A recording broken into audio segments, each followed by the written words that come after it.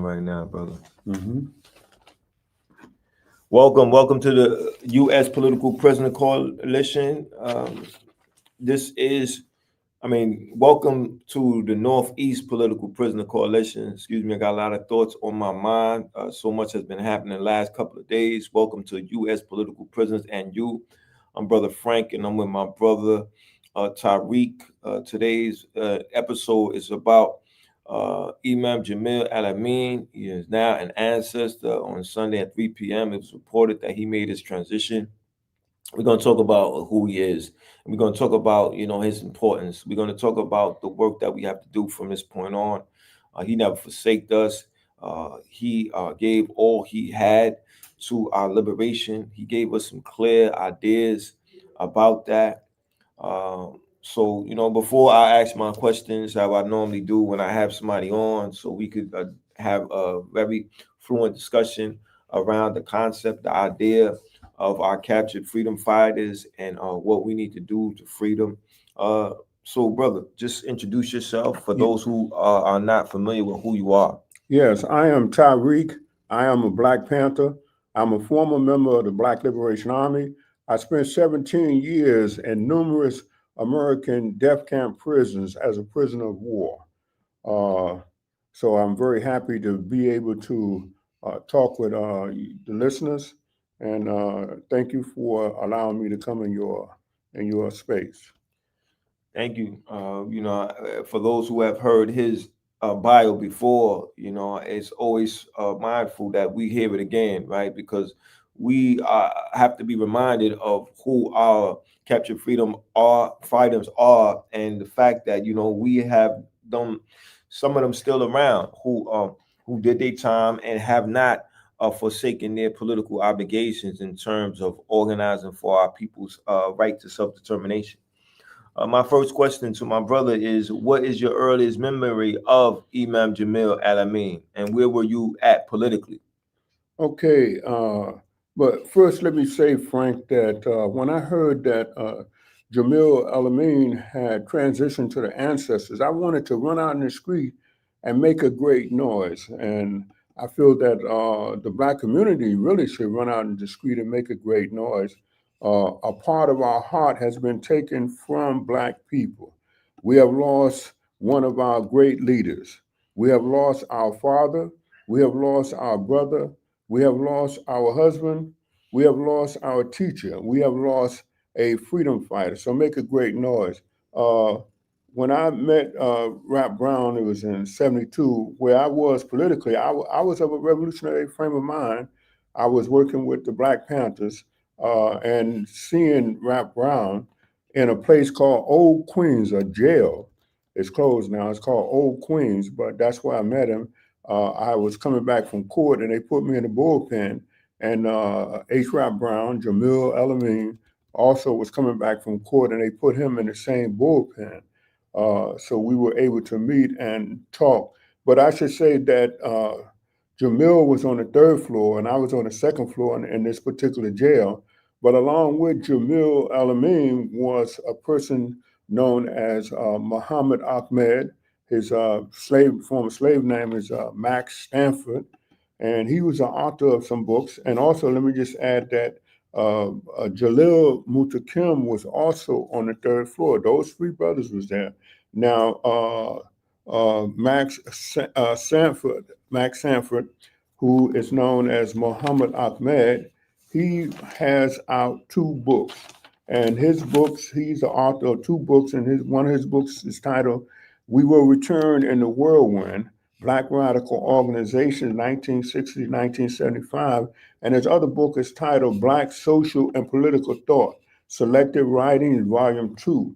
Now, also, Jalil Mutakim, who was with Rap Brown on the third floor, he is the author of a book, and the title of his book is "We Are Our Own Liberators." And I mentioned that these authors and these books because they are worthwhile. They are must read books for us living in a capitalist genocidal situation. So if we read those books, we will enhance our ability to survive in this death camp known as America. So Frank, to answer your question, where was I at politically? I was of a revolutionary frame of mind. I had done a considerable studying of Black people's situation, and I had arrived at believing that the solution to our situation was to become a revolutionary and to join the Black Panther Party because those persons also were of that frame of mind. So that's where I was, Frank, with that. Okay, let me just mention this. Good, brother. Uh, um, as I said, Max Sanford, um, uh, Muhammad Ahmed, and Jalil Muntaqim had wrote books, but also Jamil Al Amin was the author of two books too. And one of his books is named titled "Die Nigga Die," and the other book is titled "Revolution by the Book." You know, and I should point out that in '69, when Rap came out with the book "Die Nigga Die," one of the things that he had said was that in response to Black people rioting and looting on a number of occasions when racist supremacists, white supremacists had done something to Black people and Black people responded by rioting and looting, Rap Brown had said that if you're going to riot and loot, you should loot a gun store. And he said that we should loot a gun store because uh, looting a gun store will enable us to basically survive because white supremacists were shooting and killing Black people, and they was shooting and killing progressive white people. So Rap Brown said that if you're going to loot, you should loot a gun store because you could get a gun and stop these white supremacists from killing us by shooting back. You know, so I should point that out. And in this book, "Die Nigga Die," it's a worthwhile read because uh, and he's saying that the main break on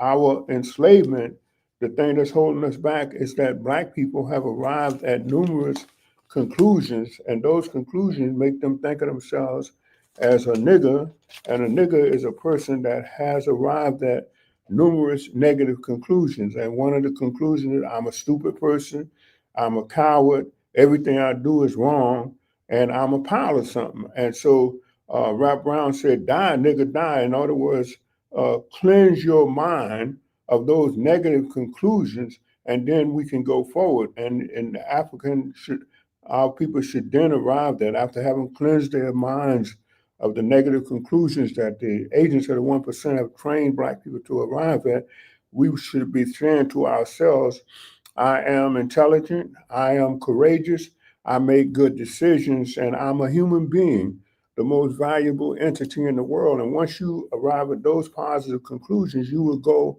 a different route in life, and we will be on the way to Liberation Hilltop because it's a thing of mentality because we already have them.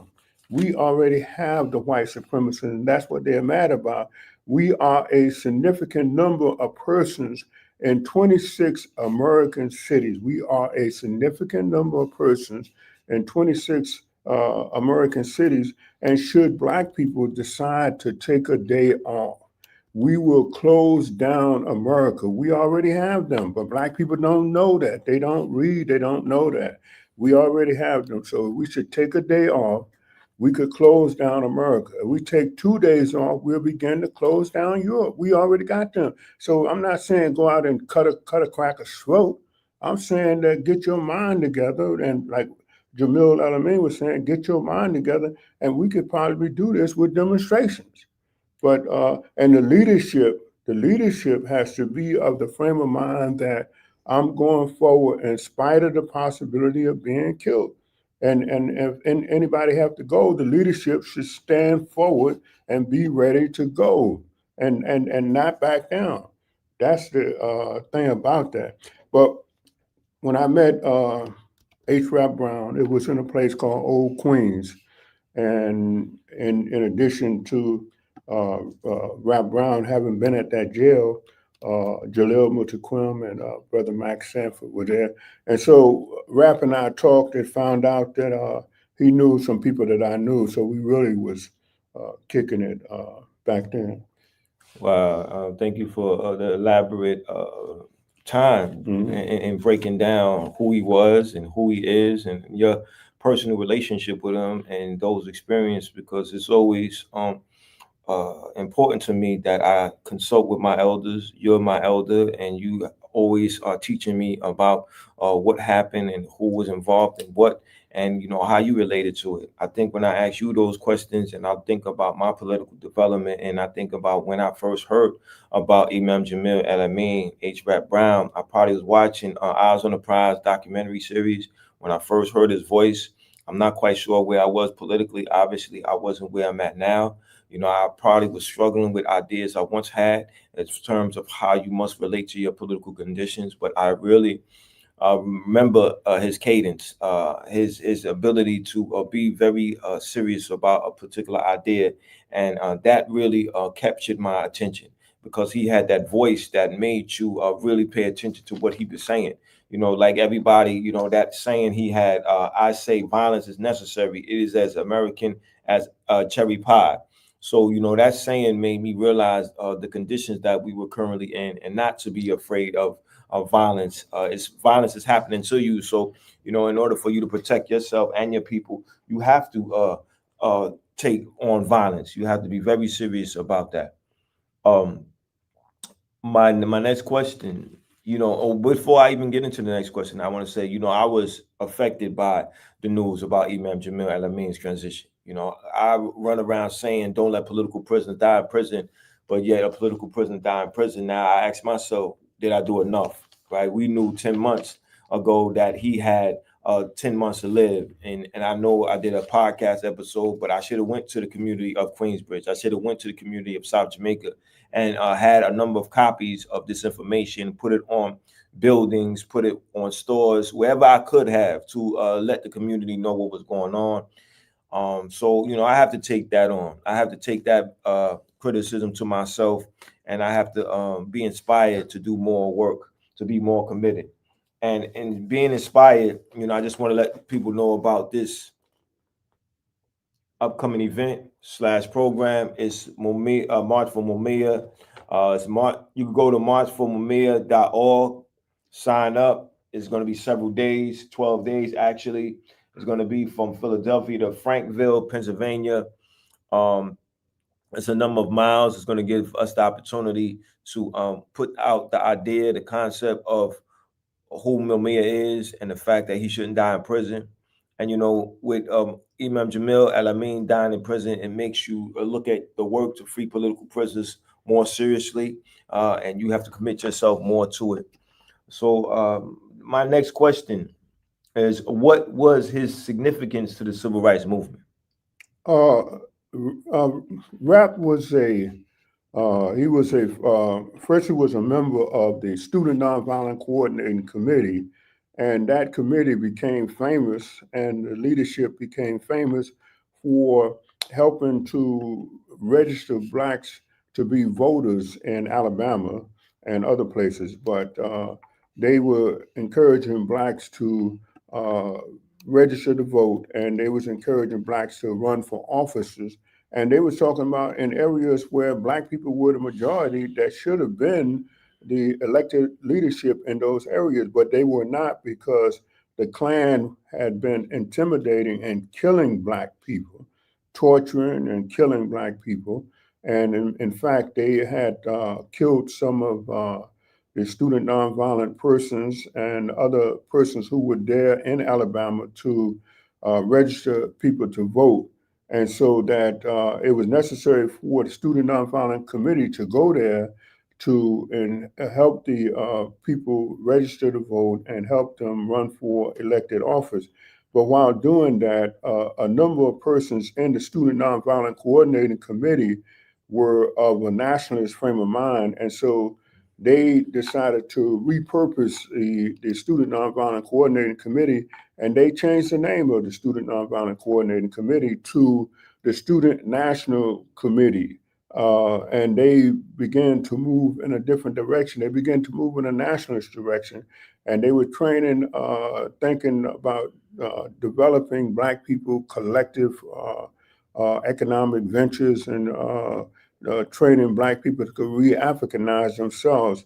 And so that's why Rap Brown, Stokey Carmichael, Willie Ricks, and them decided to repurpose and rename the Student Nonviolent Coordinating Committee to the Student National Coordinating Committee, and they came out with the slogan "Black Power." So they wanted Black people to have independent Black power, and so that's what was that's how Jalil Al Amin became famous because he was the head of the Student Nonviolent Coordinating Committee, and he was the head of the Student National Committee. And then at a certain point, he involved himself with the Black Panthers as a Minister of Justice, and so he really became famous for doing that.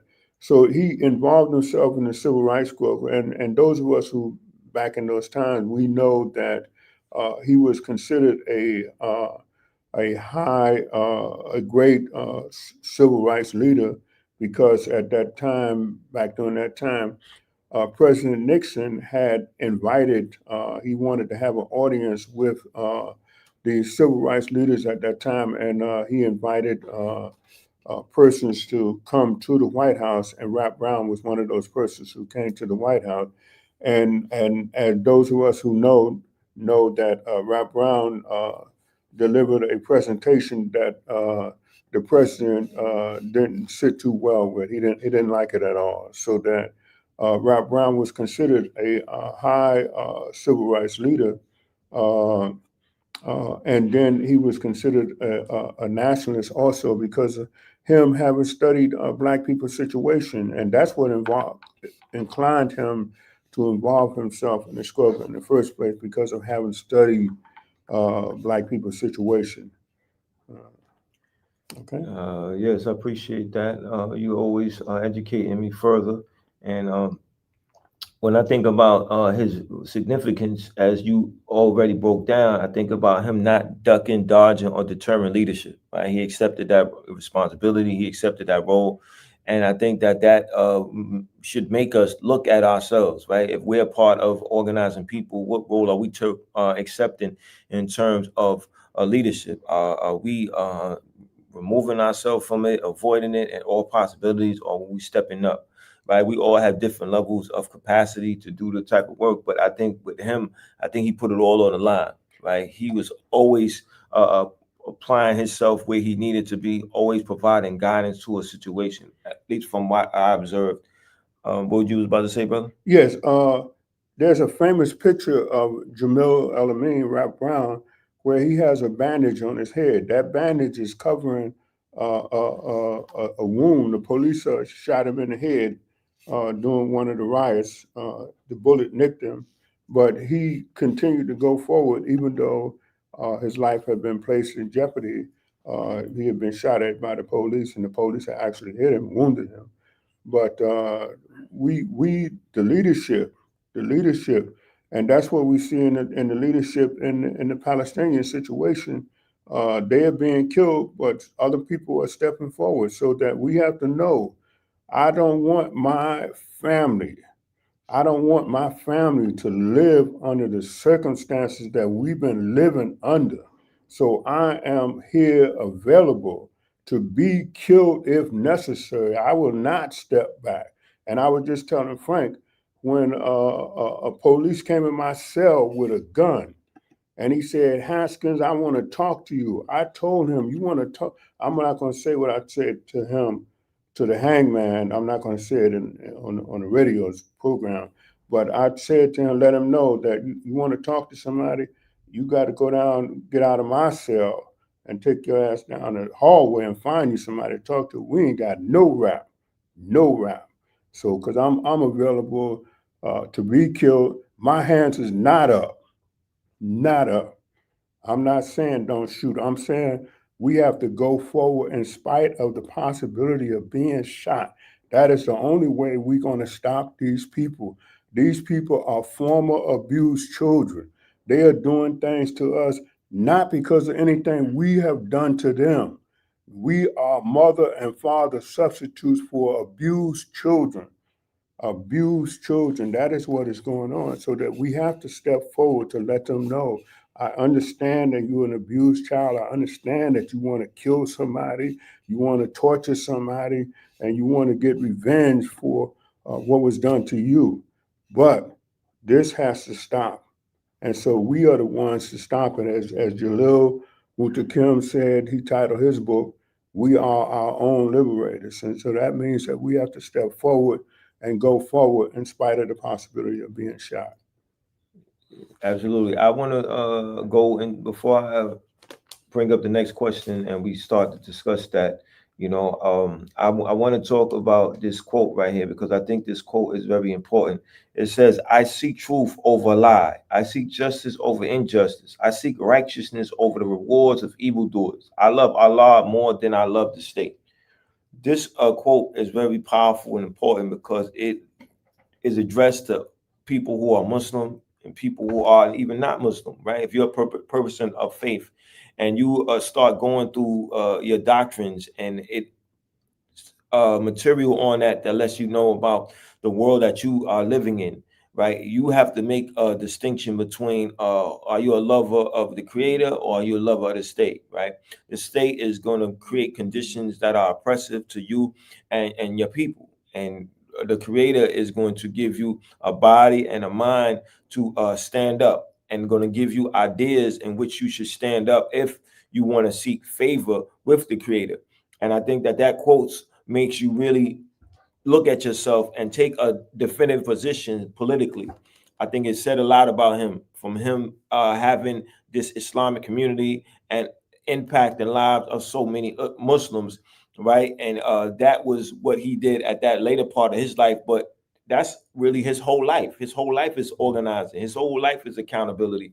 And that quote right there lets you know how serious he was about the conditions of his people. He wasn't going to take a nonchalant approach. He was going to take a definitive position regarding their right to self-determination. So that quote is very important. I think that it needs to be said. As much as I say violence is necessary, it is as American as cherry pie.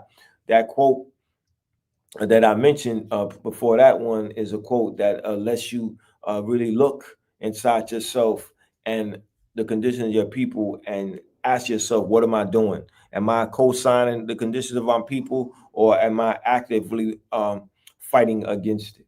My next question is, what responsibility do we have regarding his legacy? Well, I think that if Jamil Al Amin, I think that if people would have asked, if Jamil Al Amin would have known, would have been asked to leave the people, especially Black people, with some last words, those words would be unite, unite, unite. And as I pointed out earlier, we have been subjected to a training process for 60 years, training us to go for ourselves. And the white supremacists know that, and you can see it in the ICE agents, 10 or 15 or 100 ICE agents surround a person's car, drag them out and take them to a detention center. But they're doing that one at a time. And the white supremacists know that should they attack us one at a time, they will be successful each time.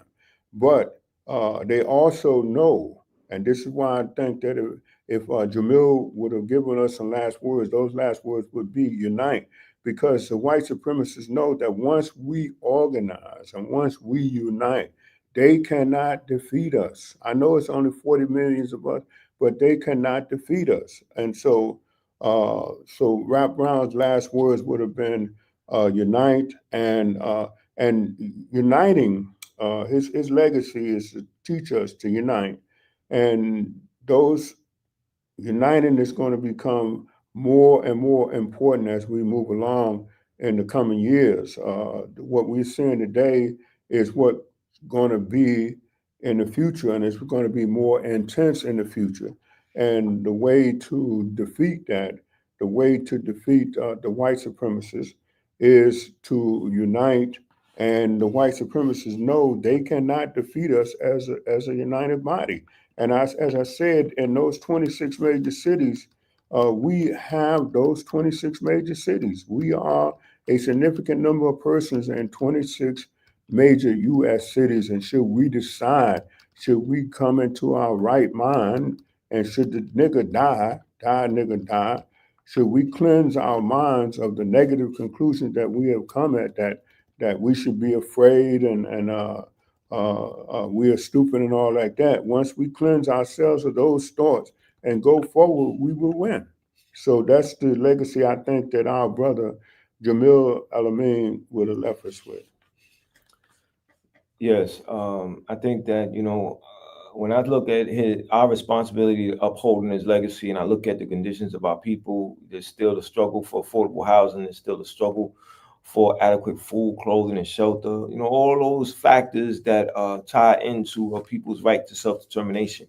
I think that we have to remind the new generation that prior to them existing, there was those who existed who were conscious of social conditions, who decided that they were going to stand up and fight back around those issues I just mentioned. And they left us a body of work. Imam Jamil Al Amin, formerly known as H. Rap Brown, left us a body of work. When we go through that body of work, we have ammunition about what we need to do and what we have to be prepared for that may or may not happen to us, right? You may be a political prisoner because of your political position, and you may be a martyr because of your political position. These are possibilities, right? And sometimes people think about them and become scared, become crippled in terms of what they are going to commit themselves to doing. I think Imam Jamil Al Amin is the example of love, right? When we say we love somebody, or we say we love our people, how much work are we doing? What are we standing on? What position are we taking? So I think that we have the responsibility to educate a new generation. We got to stand up. We got to fight back, and we got to let them know that Imam Jamil Al Amin is not going to be forgotten. Right? He's in our textbooks of our liberation struggle. He's been doing the work for some time, and now it is our time to do it. So at this point, I just want to go through a couple of his quotes, right? And just want to ask you what comes to mind when you hear these quotes. Like I said the two already. I said I say violence is necessary. It is as American as cherry pie. When you hear that, brother, what does that bring to mind? I say violence is necessary. It is as American as cherry pie. Well, the last part, it is as American as cherry pie, really resonates with me from having studied history. And when I look at history, I see that the white supremacists have numerically outnumbered indigenous people, African people, and they have rushed forward with guns in hand to force indigenous people to submit, kill them, and force them to submit, and kill Africans and force the rest of them to submit. And that was accomplished by them having guns in hand. I know that when they moved to Africa to get the slaves, they had guns that was accurate at 100 yards, and our people were still armed with spears. And so that the gun played a central role. I know that when Julius Nyerere was asked about Africa's situation, and he said that our people had spears and the white supremacists had the Maxim gun, which was a machine gun at that time, and against our people who had spears. And so that once we have a peer war, that means equals fighting equals. They got M16s and we got M16. They will stop killing us. Believe me, the racist white supremacists don't want to die behind some inferior animal person like us. So once they got M16s and we got M16, they will stop killing us. So Good. I think when I hear about that, I think about the history of America and the fact that America has been violent since its inception. So we need not fool ourselves about what it's going to take for us to be liberated. Right? We have to be prepared to be violent, and violent takes on many factors. Violence can be armed struggle. Violence is a general strike. Violence is what is necessary to stop the status quo, to interrupt business as usual, as we understand the capitalists go by any means necessary to produce and create extreme profit. The next one is that I have that comes to mind is individuals do not create rebellions, conditions do. It says this reflects his understanding of the social and economic factors that lead to uprising. So, with you, what comes to mind when you hear this quote? Well, what comes to mind is that we are living in a capitalist system. A capitalist system is a gangster system. And that is, they have business persons who will give a person a couple of dollars for working for them. But that's a form of organized robbery. And so that what we have to know then is that the capitalist system is a gangster system, and we are going to always live in poverty, and we're going to always be stressed out, moving from place to place, not working and that sort of thing, all of that poverty and pain forever and ever, so that we have to move on, collect it, organize ourselves, unite, and then move to bring about a socialist situation, because our enemies hated Rap Brown. He was especially hated because the billionaires don't want people to take the money from them and use the money to provide free health care, free schooling, free housing, free transportation, all of that with the money. The people are supposed to have the money. They're not supposed to be giving us a couple of dollars for working today and tomorrow and that sort of thing. And we got to get a salary and get SNAP also, because we are what's known as wage slaves. We have to end that relationship and move into a socialist situation, and that's why H. Rap Brown was a hated person. That's why they're not presenting him on the news, even though he was highly regarded as a significant leader of Black people. So that is my response to that. Absolutely. When I think about that, I think about the reality in which we live and the response that people have. You know, how long can people go without adequate food, clothing, and shelter? You know, they eventually have to respond for survival, right?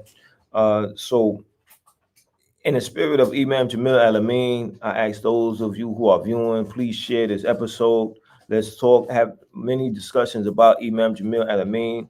Research him, read his book, Die Nigga Die, read his book, Revolution by the Book, internalize his ideas, his concepts, bring his legacy to another generation. Let another generation know that there was a man by the name of Imam Jamil Al Amin who put it all on the line.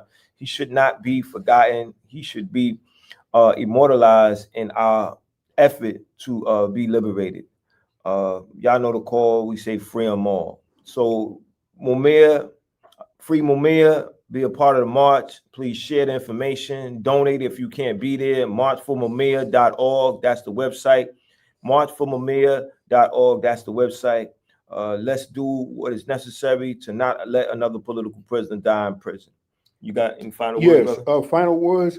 Jamil Al Amin was an innocent man, and they said that he killed a police officer behind them dealing with a traffic ticket, and they are saying that because Jamil done that white supremacists deserve to commit genocide against Black people. Just like in the Central Park 5 case, they said our children went wilding, and because they went wilding, Black people deserve to have genocide committed against us. And that's the same thing with Mumia. Mumia is also an innocent person, and they talk fork tongue talk in his situation and Jamil's situation. And they are saying in each of those instances that Black people deserve to have genocide committed against us. And that is why they held him in jail until he transitioned to the ancestors. But we have to free our political prisoners. They are our real leaders, and they are the ones, our political prisoners are the ones who are making the sacrifice for Black people. And you don't hear them complaining about anything. They know they have stepped forward to give their life for the people. Power to the people. Free them all.